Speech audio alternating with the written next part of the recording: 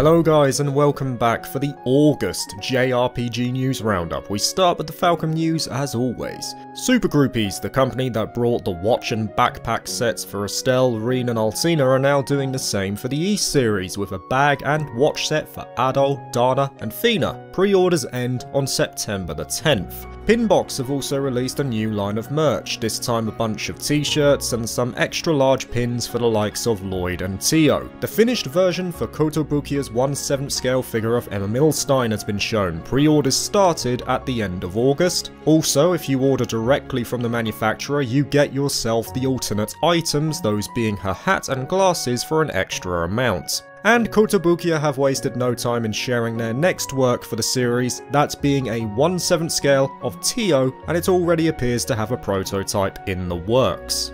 On the game side of things, there's been another Trails into Reverie patch released for PC, addressing some more minor bugs. Thankfully, most of the major ones have already been addressed. The rest of the game news will stick to Ys. First of all, Ys 8 Mobile got a trailer and some updated character renders for its future release. No date has been given as of yet. And Ys 10 got its first official trailer release in August as well, along with 21 minutes of gameplay on the PS5. As usual, Kondo came out to answer a few questions regarding the game as well. This all comes from Noisy Pixel via Hansuke. The game is around 50 to 60 hours in length, which is quite a jump even for modern Ys games, which normally are around the 30 to 40 hour mark, and it takes place 1 month after the events of Ys 2. Because of this, Adol is also much younger in this game than in the current latest release in Ys 9, and this was a conscious design choice by Falcom in an attempt to appeal to younger fans. Kondo has also expressed his desire to one day remake Ys 5 before he retires, the one title that can be seen as a blot on the series to date. And if I have to give my opinion, it wouldn't surprise me if that announcement comes in the next Ys installment, however many years that takes. When Ark of Napishtim released, we got an Ys 3 remake in Ofen-Felgana, and when Ys 7 came out, we got a remake of Ys 4 in Memories of Celceta. Both former games were the beginning of their archetypes of gameplay, and were then followed by the remake that adopted that style. If Ys 10 is the start of a new style once again, then the pattern may suggest that an Ys 5 remake could be next. Lastly, we got some insight into a big question as to how Asian regions are getting a simultaneous release along with Japan this time around. The suggestion was that because of Falcom's and Clouded Leopard Entertainment's long-standing relationship, Falcom passed the script over to them during development. This interview by A9VG, once again translated by Hansuke, suggests this is the case. Apparently, the script for Ys 10 was finished in October 2022 due to the desire to release the game for both PlayStation and Nintendo Switch. Kondo goes on to say, "Since I finished the script earlier, I was able to provide the source code to CLE at an earlier development stage to do the localization work, and Clouded Leopard Entertainment have expressed their willingness to release and do the localization work at a very early stage, which is one of the reasons why the Chinese version can be released at the same time." So there it is. It's a combination of Falcom indeed handing over the script and source code early, but also a willingness from Clouded Leopard Entertainment to prioritise their titles, just as we discussed a couple of months ago. On to the general JRPG news now, starting with merchandise. The 20th anniversary of Tales of Symphonia will be celebrated with a wine and glass set for a pretty sizable 24,000 yen, though both can be bought separately. Pre-orders end mid-September, though ordering outside Japan may be difficult if you don't have a license. Also, Kotobukiya have revealed the 1/7 scale figure of Dohalim, but no pre-order window has been given as of yet. Nintendo have been getting involved as well, with a Fire Emblem Engage manga volume due out in Japan for September the 4th, and an official coaster set based on Xenoblade Chronicles 3 for the parties. Spike Chunsoft also released a manga based on their latest release in Master Detective Archives, but only in Japan as of yet. In addition, Shinigami has had a prototype figure revealed via Kotobukiya once again, and no pre-order window or price has been given as of yet. Konami had a surprise reveal via Super Groupies once again. There was a bag and watch set based on characters from Suikoden 2, but alas, they have all sold out as of the time of recording. Sorry about that. Atlas are up next. The OST for Soul Hackers 2 is going to be made available digitally come the end of August, as are 8 SMT soundtracks including the likes of SMT4, Apocalypse and Nocturne. Kotobukiya has also revealed a prototype figure of the Protag from Persona 3, no price or release date as of yet. And Amakumi have revealed figures of P5 characters Ann, Makoto and Futaba, and I'll be honest, I do like the poses for these ones, especially Futaba's, but as of yet, once again, no release date or price was given. Last on the merch side is Square Enix. 41 episodes of the 2020 anime The Adventure of Dai will be broadcast up till the game's release. As you would expect, it comes from Toei Animation. Star Ocean's Second Story R is getting a 4-disc soundtrack releasing in November 2023 for just over 4,000 yen. Pre-orders are available for the West. A Q plushie from Live Alive is due to release on December the 30th for 5,000 yen, though this only appears to be for Japan.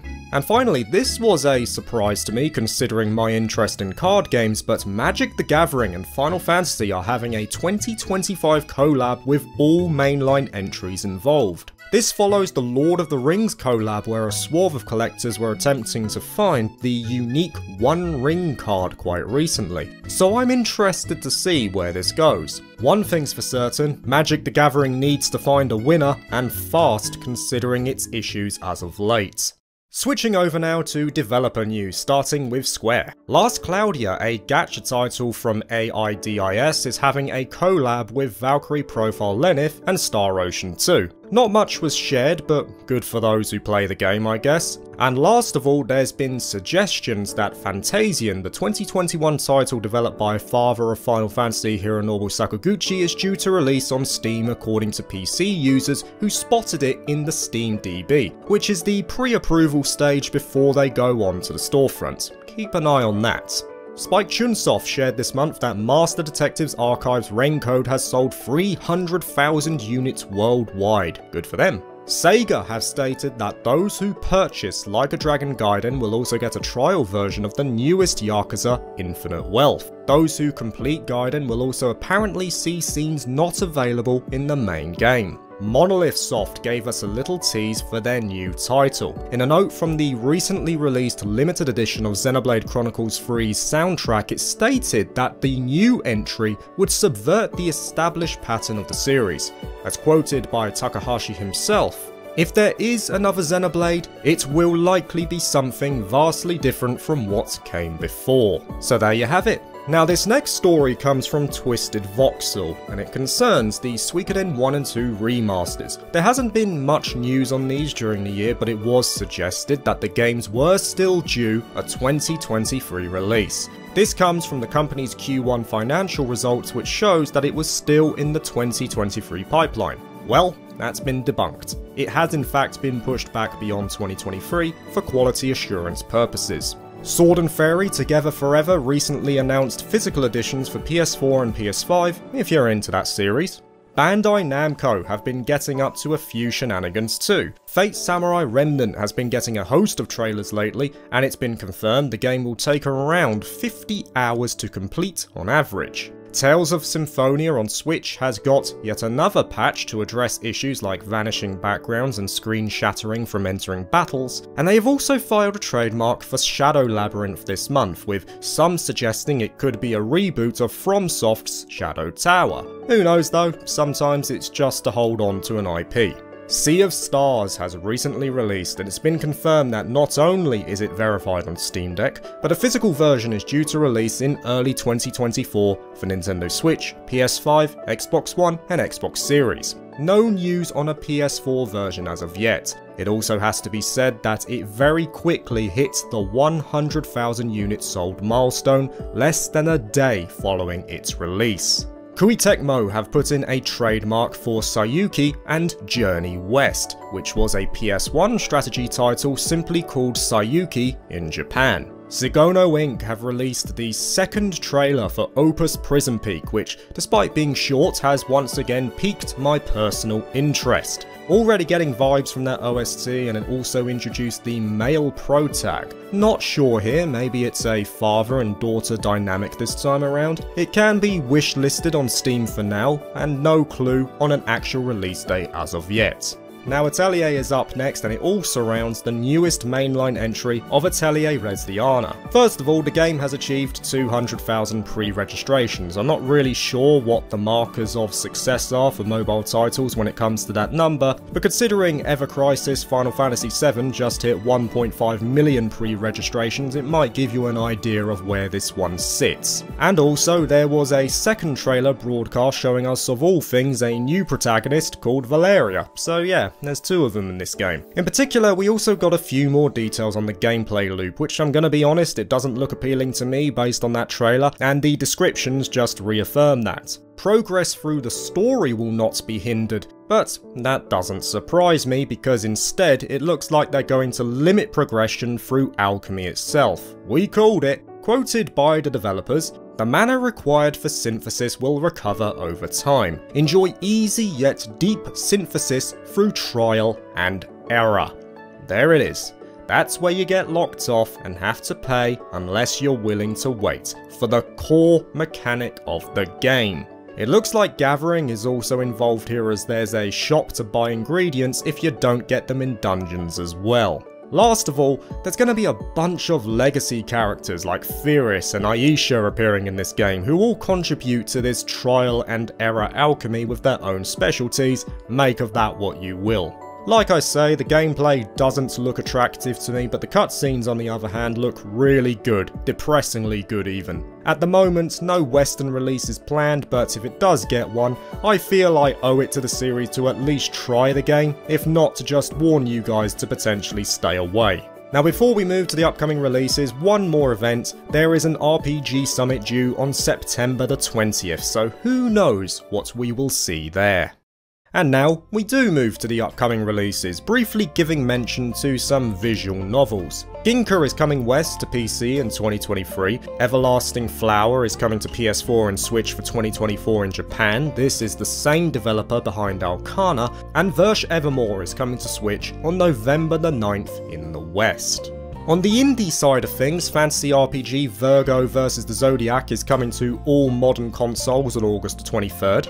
A pixel ARPG called Lunar Lux is coming to PC on September the 25th. A turn-based RPG Bloomtown: A Different Story is coming to PS5, Xbox Series, Switch and PC for Q2 2024. Danganronpa inspired title Inescapable is coming to PC, Switch, PS4, PS5 and Xbox on October the 19th. And lastly, a turn-based RPG called Argo has been announced for modern consoles and PC for a 2024 release. And we end this month with the more recognised developers. A 2D RPG, Astronauts of Veda, is coming to PC and mobile come the end of 2023. Fera, the Sundered Tribes, a monster hunting action RPG, is coming to PC in 2024. Strategy RPG, Swords of Convaleria for this World of Peace is launching for PC and mobile platforms this fall. Cinematic exploration adventure title Dyschronia has been announced for Switch, releasing on November the 22nd in Japan,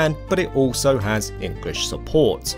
Urban open world RPG Project Mugen has been announced for PC, mobile and PS5. A science adventure mystery title called Eden Schemata has been announced for PC, due to release in 2024, and it will support English language. Final Fantasy VII Ever Crisis is releasing on mobile for September the 7th, hopefully not another First Soldier fiasco in the pipeline here. Wuxia turn-based RPG Wandering Sword is releasing for PC on September the 15th. The Front Mission 2 remake is finally seeing light at the end of the tunnel, due to release on October the 5th for Nintendo Switch. Mary Skelter Finale is coming to PC on September the 12th. An English fan patch for the Like a Dragon spin-off Black Panther, originally released for the PSP back in 2010, has recently released via fangroup K4L. An action RPG called 34 Everlast has been announced for PC due to release in 2024. Apparently, its whole premise is to be stress-free and exist in 10-minute game loops, and is aimed at those with demanding real-life jobs to allow them to escape for 10 minutes at a time. Interesting concept. Action RPG dating sim hybrid Eternite has had its release date pushed up to September the 12th for PS4, PS5 and PC, plus physical editions are due to release in the holiday season. I loved the demo for this one, so I recommend it. Gmode are releasing Megami Iben Roku Persona for Switch and PC in Japan based on the PS1 title Revelations. At the moment, no release date has been given. Persona 3 Reload launches on February the 2nd for PS4, PS5, Xbox One, Xbox Series and PC, plus there is a limited edition due out soon. A Canadian outlet did have pre-orders open for this, but it sold out very quickly, but I do expect more outlets will make it available soon. And finally, Granblue Fantasy Relink Hallelujah has a release date for the 1st of February 2024 for PS4, PS5 and PC. A limited edition also has been put up for pre-order, though at the moment, the EU side is still waiting for an outlet to do so from, and it looks like the NA side has completely sold out already due to the very limited print run. And scalpers probably. Thank you for watching this video. If you liked it, please like and subscribe for more JRPG content and consider joining my Patreon if you're interested. Peace.